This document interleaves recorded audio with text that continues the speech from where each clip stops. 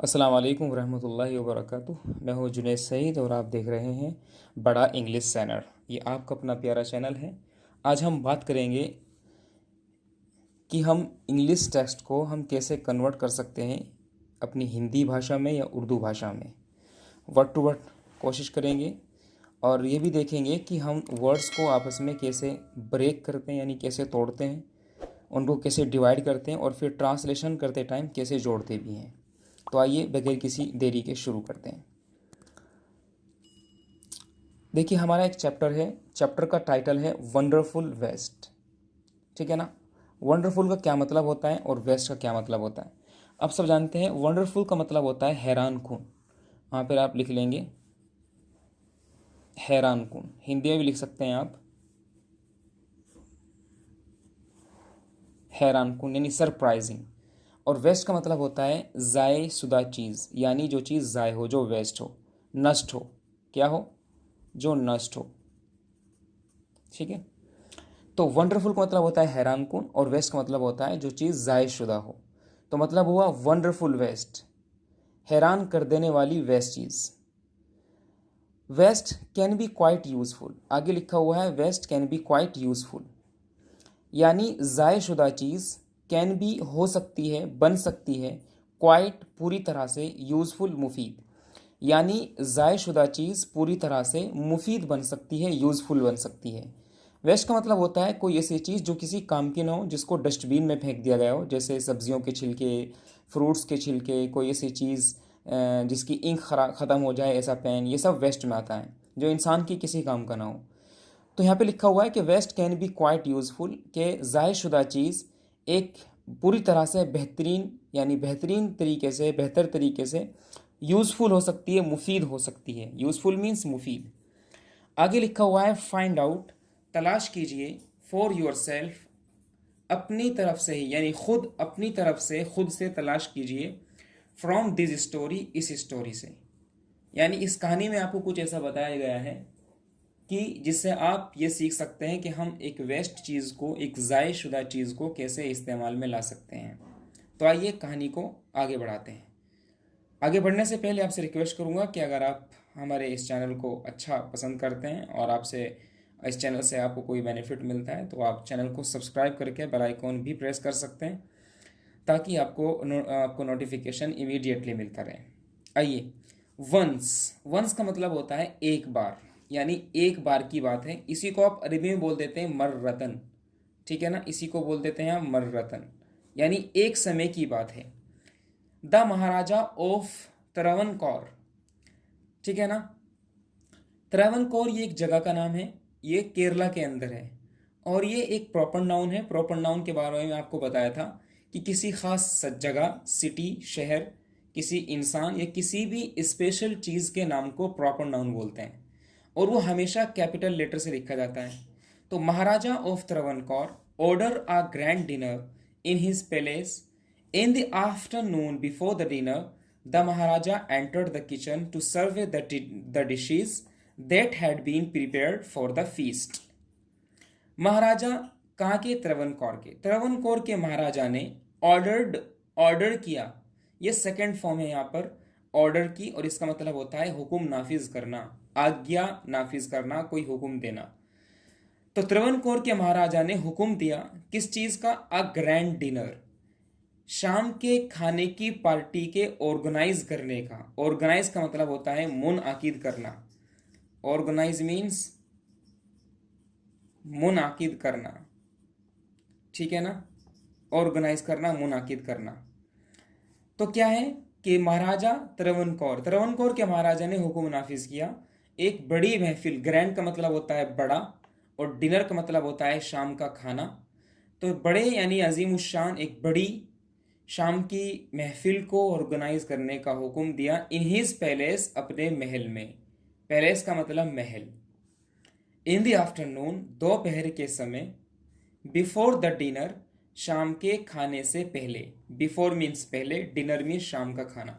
शाम के खाने से पहले द महाराजा, महाराजा एंटर्ड, दाखिल हुए। कहाँ पर? द किचन, किचन में। टू सर्वे द डिशेज, उन डिशेज को देखने के लिए, चेक करने के लिए। दैट हैड बीन प्रिपेयर्ड जिनको तैयार किया जा चुका था, फॉर द फीस्ट पार्टी के लिए, ठीक है ना। फीस्ट का मतलब होता है पार्टी।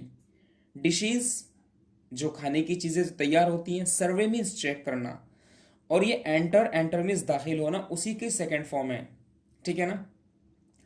हमेशा याद रखना कि एंटर विदाउट प्रीपोजिशन इन या फिर इनटू के बगैर इस्तेमाल होता है, यानी विदाउट इन या इनटू का इस्तेमाल होता है। जैसे यहाँ पर आप देख रहे हैं एंटर्ड के बाद इन नहीं है, ठीक है ना, कि महाराजा एंटर्ड इन द किचन, ऐसा नहीं है।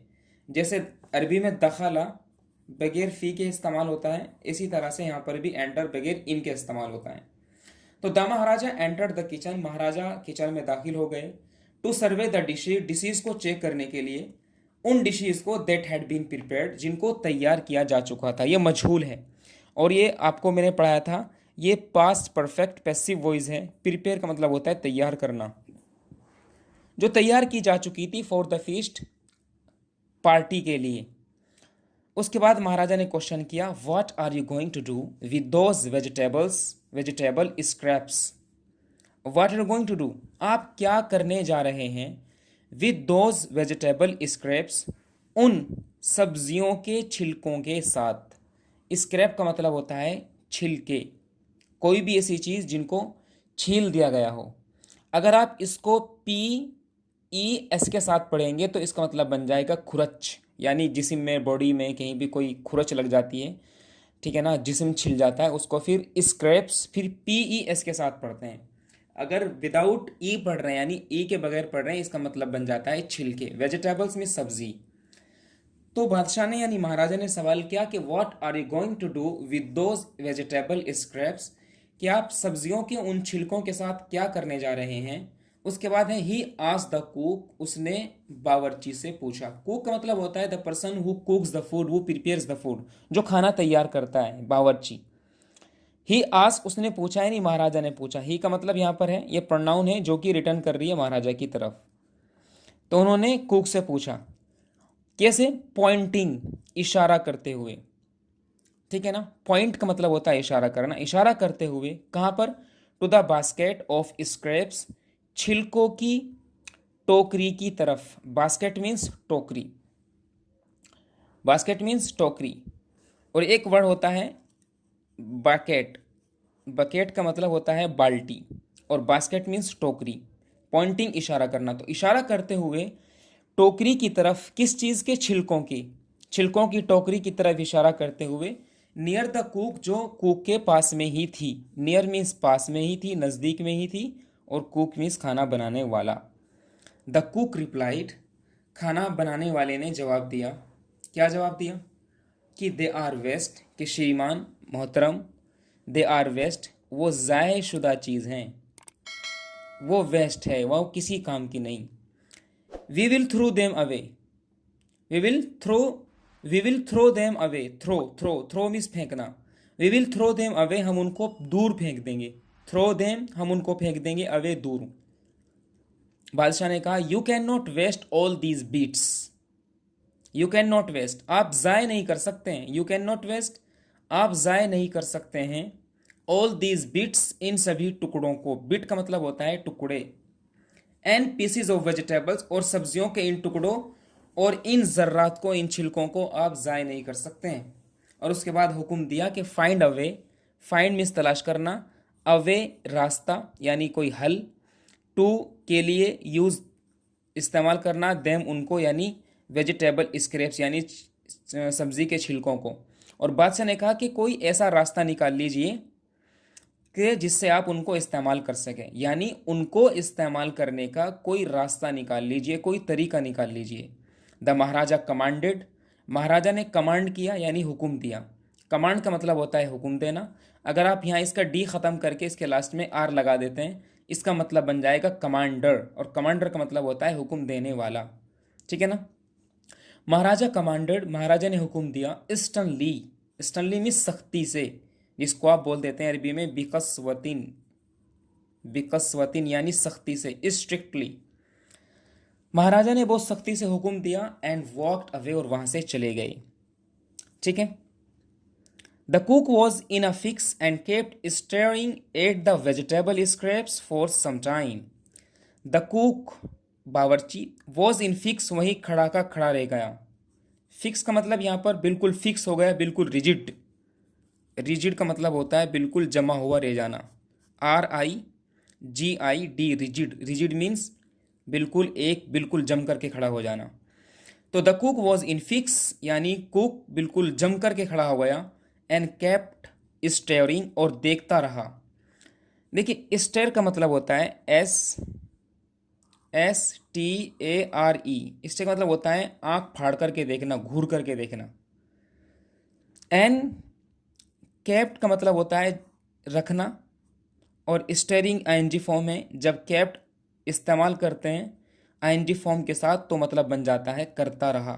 और देखता रहा बहुत गौर से किन चीज़ों पर? एट द वेजिटेबल स्क्रैप्स, सब्जियों के उन छिलकों के ऊपर। फॉर सम टाइम कुछ समय तक, कुछ देर तक। कुछ देर तक क्या करता रहा?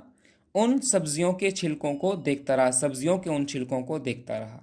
फिर क्या हुआ ये हम अगली वीडियो में बात करेंगे। तब तक के लिए आप इसको अच्छे से एक बार रिपीट कर सकते हैं, रिवाइज कर सकते हैं, और जो हमने आपको जिन वर्ड्स की मीनिंग बताई है आप उनको नोट करके इसका एक बेटर सॉल्यूशन निकाल सकते हैं, ताकि ये वर्ड्स, ये वोकैबुलरी आपकी ज़िंदगी का, आपकी लाइफ का पार्ट रहे। हम मिलेंगे नेक्स्ट वीडियो में, तब तक के लिए बहुत बहुत शुक्रिया।